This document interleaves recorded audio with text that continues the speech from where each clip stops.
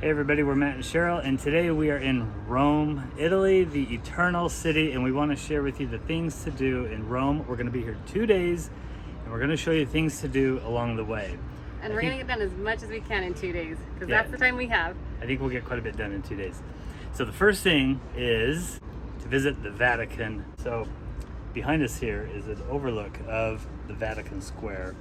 And what you can do here when you visit the Vatican, now keep in mind the Vatican is its own country. It's actually a separate country. What you can do here is you can book a tour and they will take you through museums that will show you all these just amazing rooms, ornate statues, artwork, frescoes.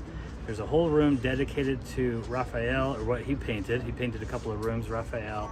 And then at the end of the tour, they take you into the Sistine Chapel to show you the room that Michelangelo painted. You know, you definitely need to book a tour. Even after booking a tour, it was crazy crowded. I know people wait in line for hours. We didn't have to do that, but my mother described it as like cattle being herded. It was so crowded and hot. So make sure when you come, bring your water, bring your patience, bring your good attitude.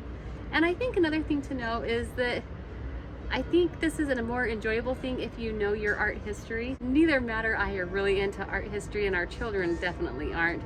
So there were parts of this that I really enjoyed. I did love the Sistine Chapel with Adam and God touching fingers. That was pretty powerful for me, but the rest of it I was kind of like, Yeah, we thought the tour was actually really dry. We didn't particularly love it. The stuff is ornate and it's amazing to see.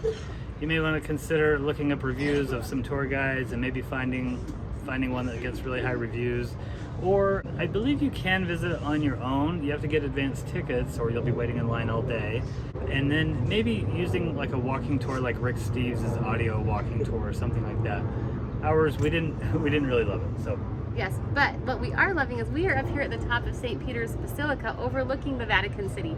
This is so cool. We definitely recommend paying the extra €2 for the elevator ride up versus just paying $8 to walk the whole 500 plus stairs.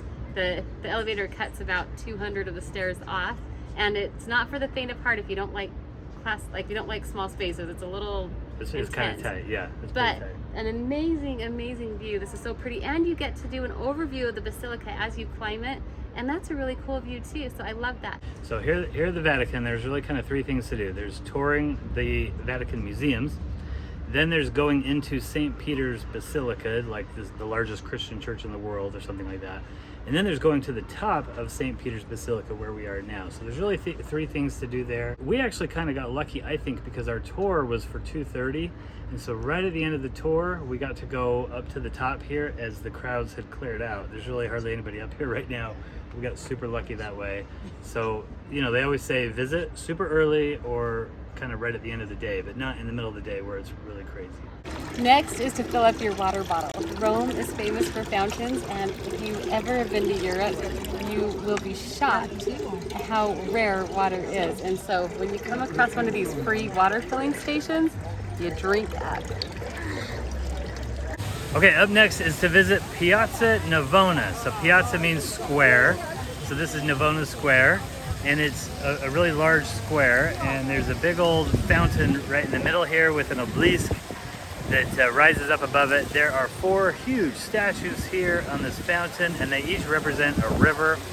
And then there are actually 2 other fountains within this square here. There's a bunch of shops and restaurants and gelato places. And so one of the interesting things about Rome is that it doesn't have like a central business district. There aren't skyscrapers really. It's really just a collection of neighborhoods. And so the historic part of Rome is it's a walking city. You know, that's how you see it. You start kind of on one end and you walk through Rome and see all these sites like this, and you'll just kind of pop into these little open squares. You know, you'll be walking down a little narrow road, pop out into this little square like this, and it just feels like you're in a new neighborhood.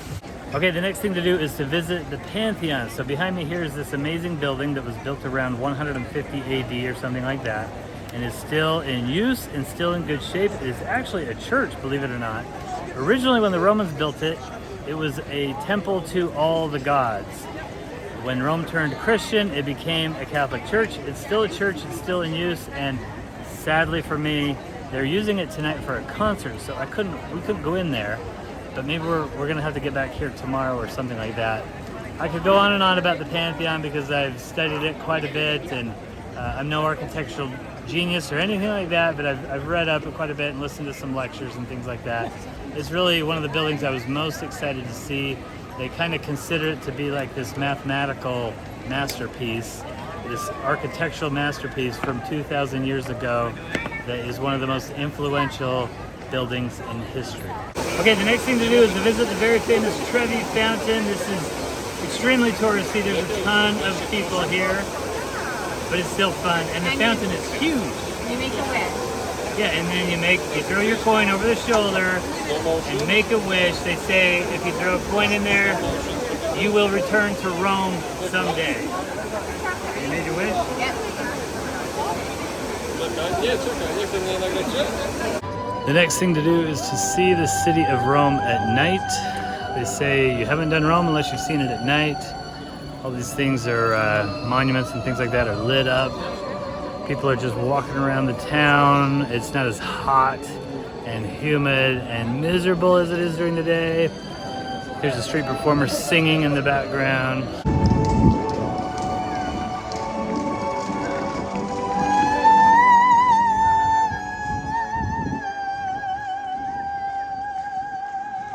Okay, the next thing to do in Rome is to sit on the Spanish steps, or at least visit them. Now, at one point I think they were not allowing you to sit on the steps, but now it looks like they are. So we enjoyed an evening here, just sitting here and looking at the little town square here. They've got a little fountain here behind me, and it's just real peaceful and just kind of nice to sit here. Again, a very touristy spot. A lot of people like me kind of question why this is even a major site, the Spanish Steps.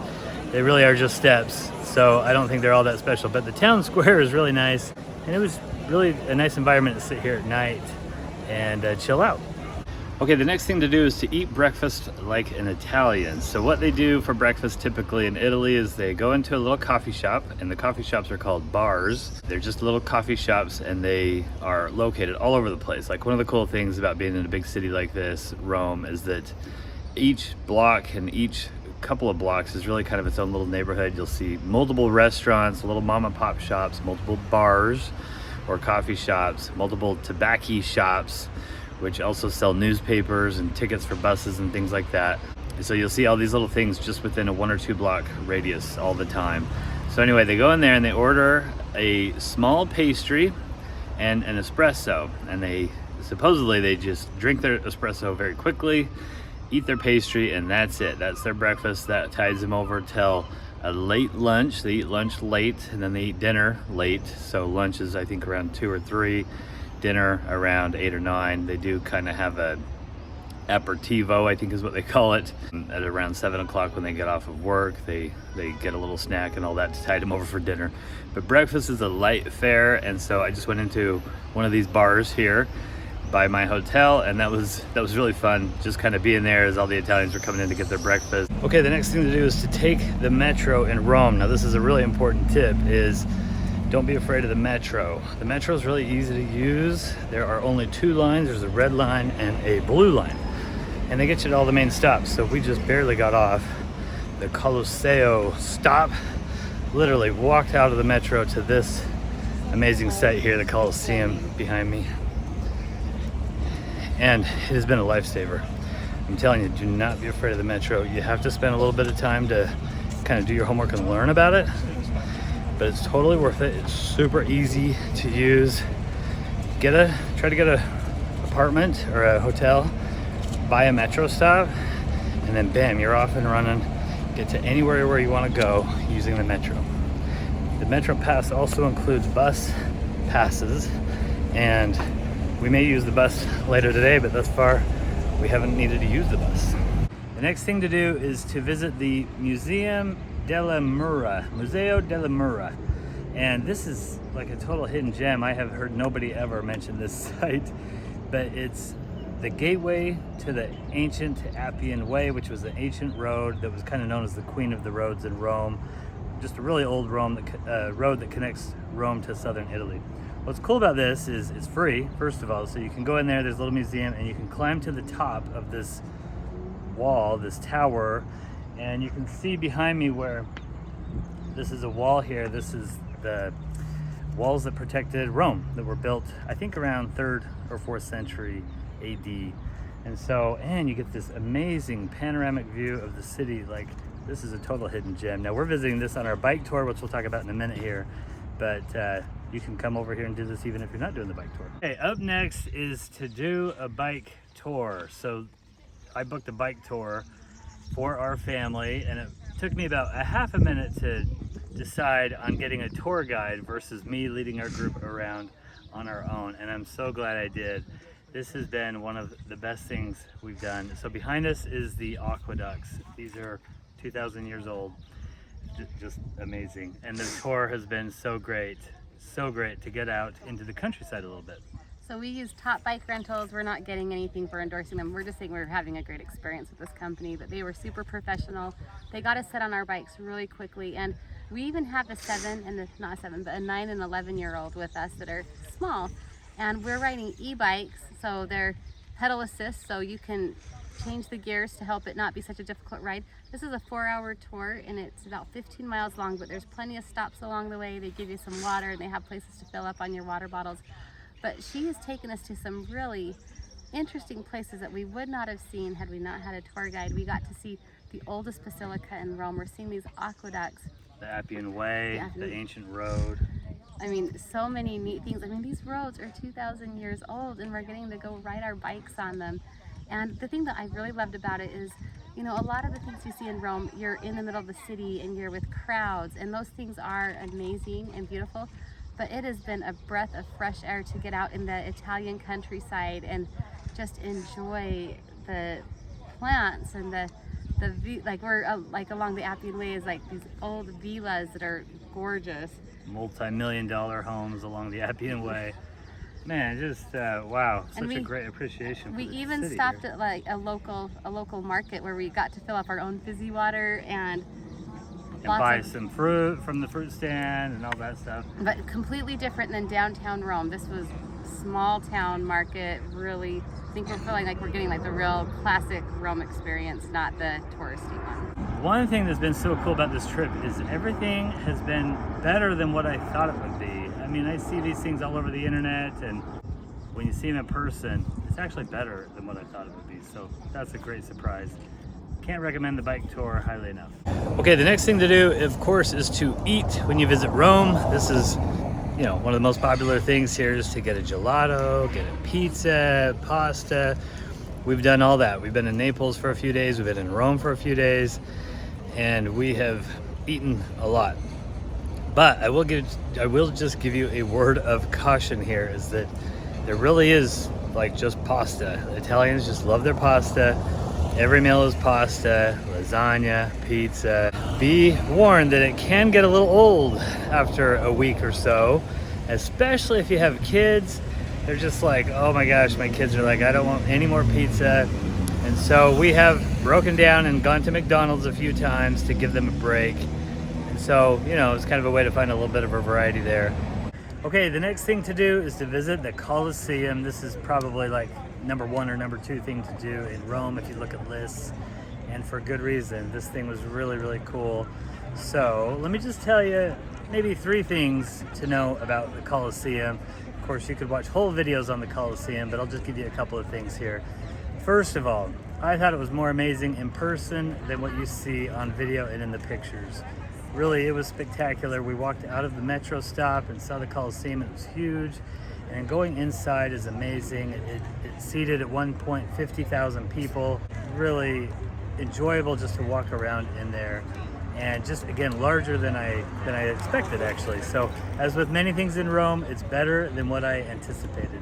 The second thing is that it is crowded. So this is again one of the top things to do in Rome, of course. So there's a lot of people. Now our tour guide told us there were 20,000 people here today. And that a couple of years ago, before COVID, 70,000 people here on a day like today, which is crazy. So it gets really, really crowded. And so what you do is you need to get advanced tickets. So I think you might be able to get individual tickets just to get in, but most people suggest getting a tour to skip the line and get in there and have somebody explain the Colosseum to you. So that's what we did. We had a private tour, a VIP type of a thing, because we had a large group, so we kind of got our own tour, and it was great. Really helped make the place come alive. And I guess that would be my third thing for you, is that it has a really fascinating history. It's really interesting. Take a little bit of time to learn about it, even before you come here and do a tour. Most people think of gladiators when they think of this, but and they were gladiators that fought each other and all that, but initially there were basically just torture chambers for like slaves and other people. They would let out the animals who would just attack these people and kill them, and that was kind of a blood sport, and it was fun for people to watch. I heard one person say they would do it at lunchtime. People would come over here and get lunch and come in and watch people get killed, and that was kind of crazy. The guy, the emperor who built it, his whole philosophy was keep people fed and keep them entertained, and you won't have riots and politics on your hands. And so that's what they did, and it would be like an all-day event with many different activities going on, many different types of shows. But really, it's got a fascinating history, really interesting to learn about. Okay, the next thing to do is to visit the Roman Forum. So this is located right next to the Colosseum. We are just walking over here right after our tour of the Colosseum. This one we're doing on our own. I think you can book tours that are combo tours. But the Forum is basically was the center of life here in Rome for a long time. So the Senate met here. There are some temples here, just a ton of ruins. Really cool stuff here. Columns you can see. There's like war memorials. Some just really incredible sights to see. Now we unfortunately are kind of running out of time, so we don't have the time to do this justice, but that's the thing about Rome. There's so much to do, you can't do it all. Okay, the next thing to do is to visit the Victor Emanuel Monument. This is a massive memorial dedicated to the guy who unified Italy in the late 1800s. It is really quite a monument, and the cool thing is you get to go up to the top and overlook the city and Piazza Venezia below. It's free to do, from my understanding. We went up to one of the levels, but we didn't go all the way up to the very, very top. I don't know if you have to pay money to go up there or not, but this is a really cool site to do, located pretty close to the Roman Forum. Last thing, we finally made it into the Pantheon. It was amazing. Something really nice about the Pantheon is you don't need tickets, and it's absolutely free, and the line goes really fast because you just walk in and walk out. But if you have an option to listen to an audio tour before or while you're here, you should do it, because it really is a miracle that they were able to build this giant sphere with the technology they had back then 2,000 years ago. But definitely exceeded our expectations. It was amazing. Okay, so we just want to close up this video on Rome by giving you a couple of final thoughts. First of all, we waited 20 years to do this vacation, so there was kind of a lot of buildup and a lot of expectation. Rome was really hot, really crowded, really tiring, and really expensive, but it was worth it. I really, really loved it. Everything was just fantastic. Highly recommend it. Everything was bigger than we thought it would be. The Trevi Fountain, the Colosseum. We've done a ton in 2 days, but everything exceeded our expectations. Do your homework before you come. Be really, really prepared. Do a lot of research and a lot of studying, and you will have a great trip as well. Please subscribe to our videos if you want more, just travel videos. We're typically covering the American West, but we can vacation all over the place as well. And we have many other videos, a lot of other videos that we made from this trip to Europe.